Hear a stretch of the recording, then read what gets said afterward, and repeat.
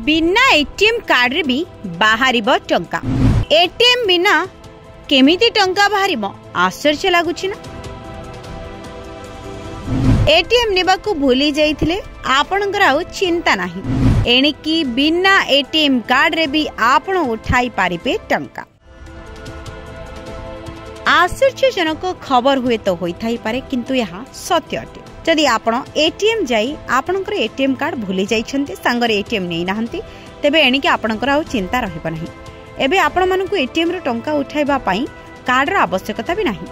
आपण केवल UPI app सहायतारे scan करी कार्ड बिना टंका उठाई पारिबे। यह सहज एवं सुरक्षित पद्धति पथ्य जानिबा आवश्यक रहिछि।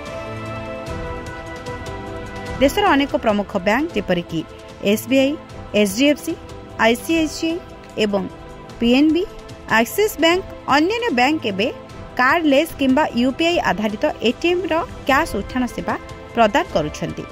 एथिरे आपनकू कार्ड किंबा कोनोसी स्लिप आवश्यकता हेबो नाही। आपण केवल क्यूआर कोड स्कान करी सहजरे टंका उठाई पारिबे।